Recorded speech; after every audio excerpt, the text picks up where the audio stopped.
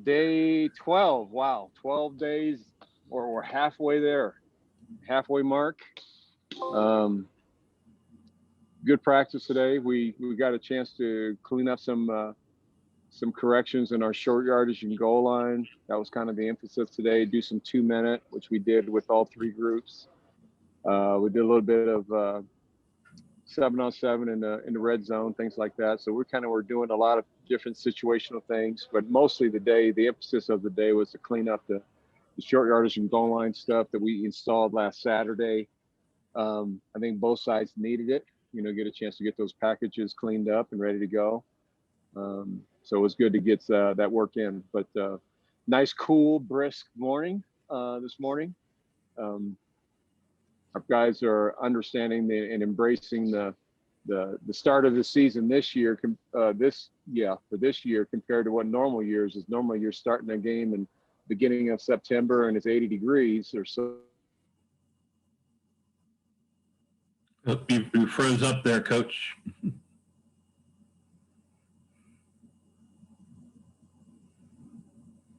Practicing in this type of weather. Uh-oh. Sorry. Are we back? Yes, you're back. But Carl's on mute now. Sorry about that. Internet in here has been not good. Yeah, kind of spotty. It's funny when the weather starts to change. Now you're starting to get those technology difficulties. But anyway, we got to embrace this type of weather for us. Playing, practicing in the morning, and it's a little cooler than it is in the middle of the part of the day. And so it's a good practice. We got to be better at our execution in the details that goes with it, when it's damp and cold and a little misty. But I was pleased with the work today, though. It was good work. All right, first questions from Brian Howell. Hey, Coach. I wanted to ask you just about the status of a couple different players. So, I don't think more than a couple days goes by without me being asked about Antonio Alfano. And is there any change in his status as far as the waiver, as well as his medical issues? There is no change right now, and that's what's frustrating, both for him, if you can imagine, and for us, because he still is working through the medical side of the, getting clearance. He's doing his schoolwork in terms of what he needs to do from a classroom standpoint. But the biggest hang up right now is just we don't quite have a handle on his medical situation well enough to be released to practice and to compete right now. So he's obviously frustrated. We're frustrated, but we got to be patient with the process and hopefully get this thing under wraps. But right now, we still don't have. We're really at the same spot we are now that when you asked me 2 or 3 weeks ago. And then also, if I could ask, you've mentioned recently a couple guys being out, Ashad Clayton, Joshua Gustav. How are those guys doing, and how are you guys health-wise overall? Health-wise, we're in decent shape. And I think it's more soft tissue than anything. But Gustav is, he's dealing with an ankle, so he's not back yet. But he's doing some rehab and some things, conditioning on the side. Ashad Clayton practiced this morning. So he's still a little bit gimpy, but he's working through it. But I would say the overall health of our team is given where we are halfway point of camp, we're in pretty good shape. Just other than a lot of soft tissue, bumps and bruises, we're still in pretty good shape. Okay, Adam Munster-Tiger. Hi, Coach. Wanted to ask you, beyond the scheme and all the fundamentals, what do you want to be the identity of this football team this year, and then also going forward into your tenure here?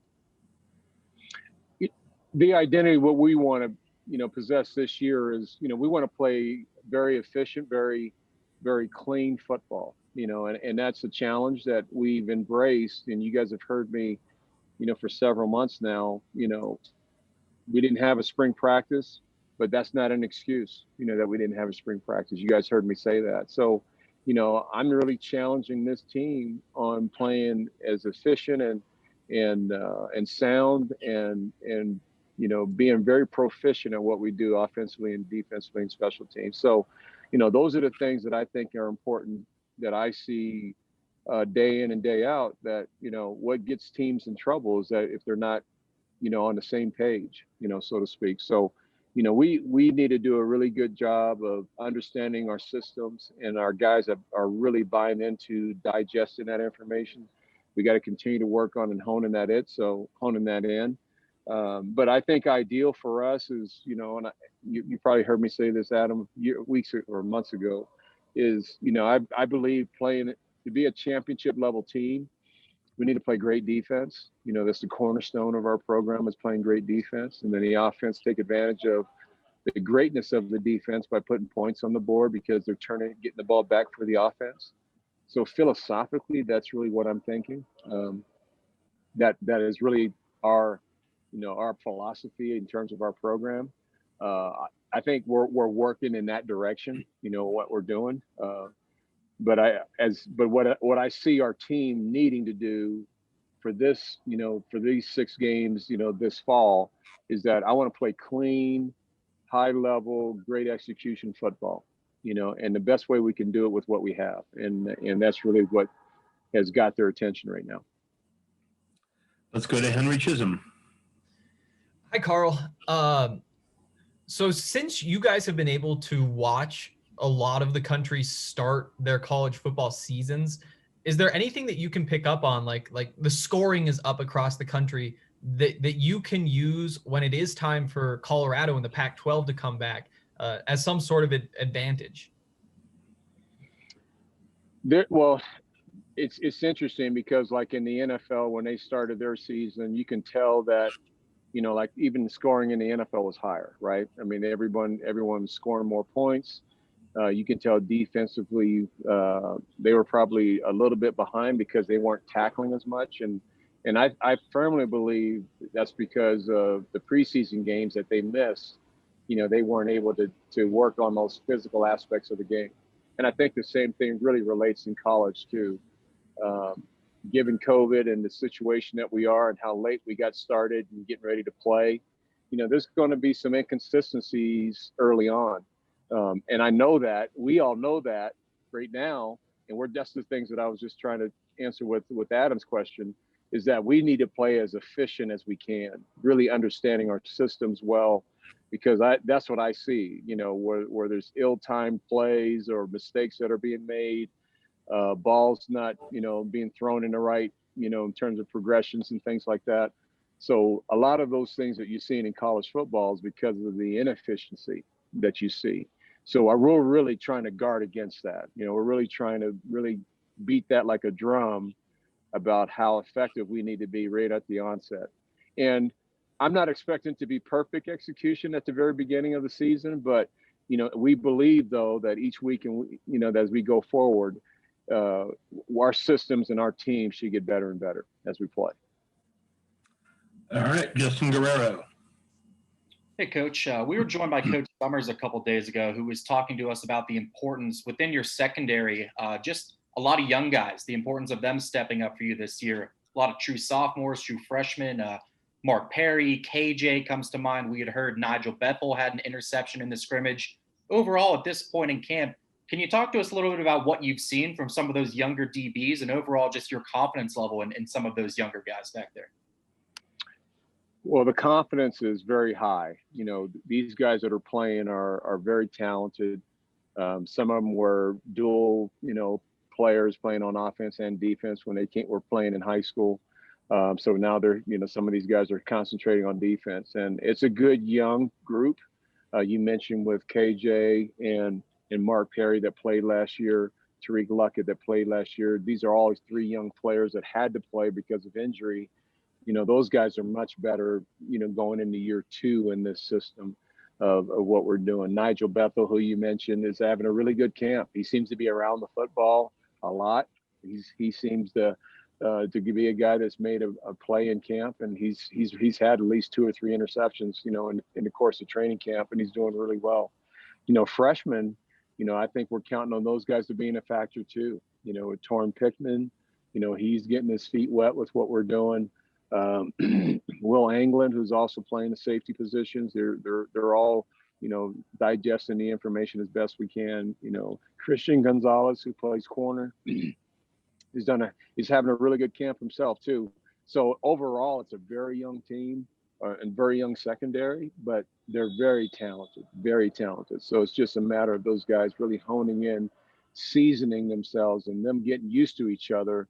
That's going to grow and get better, game after game after game. So I'm very pleased about what that group, their potential is. Let's go to Neil Welk, who looks like he finally unpacked that box and moved his bike.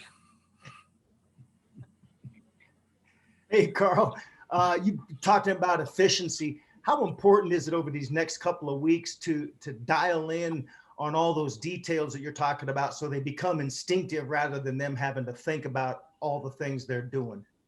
Oh, hugely important, as you can imagine, Neil. So that's what I've been preaching every day with these guys about the details of our execution, the details in our focus in our meetings, the details in walkthroughs, where you're really trying to, teach a lot of, football fundamentals and scheme all at the same time. So it's extremely important, particularly for us, not having a spring practice session.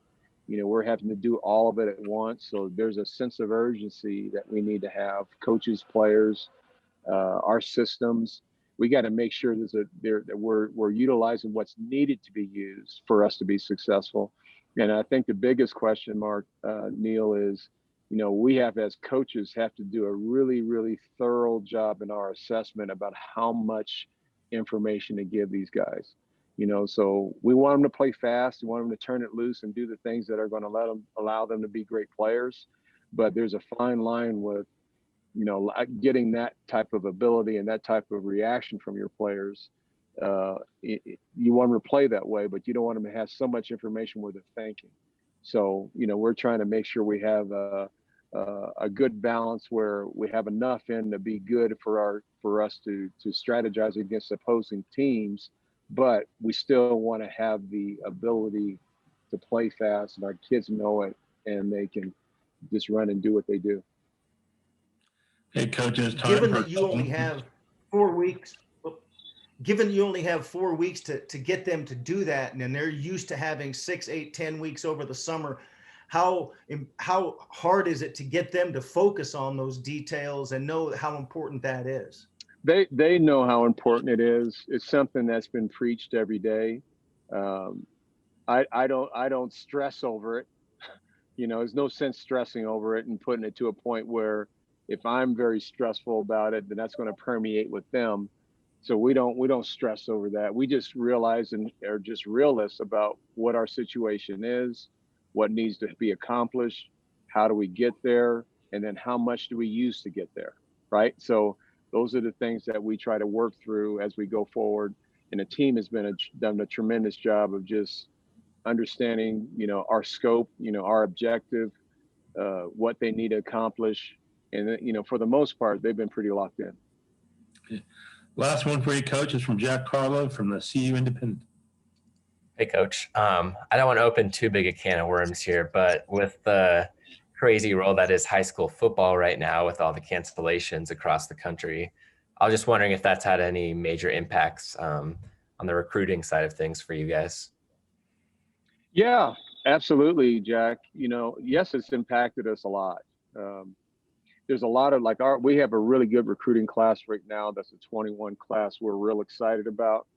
And the frustrating part of it is they're all so antsy to get here and meet coaches and meet, their teammates and see this place physically and all that stuff. And we've really eliminated that this fall. There's a dead period that's been extended all the way to January. Usually you're able to have official visits, whether your families and the kids, that we've recruited are here on campus and get a chance to kind of take in the whole atmosphere of being here at the University of Colorado. And that's something that hasn't been able to be accomplished right now because of, the restrictions with this pandemic. So the frustrating thing is that, we got families that are wanting to get here and they can't, and us wanting to see them and we can't. So, but they understand it, they get it. It's really the crazy year of 2020. I think we'll all remember this year and how difficult it was, but they're resilient. I have to say it. Recruiting has been really, really good. We got a great class, like I said, that's coming in. Can't wait to get them here. I don't know when I'm going to be able to get them here, but they understand the frustration that we're dealing with because of the situations that's we're all dealing with across the world right now. So. And all the signing dates have not changed. They're still December 16 to 18 for football and November 11th for other sports. Karl, thanks for joining us. All right. Thank you, guys. Stay warm.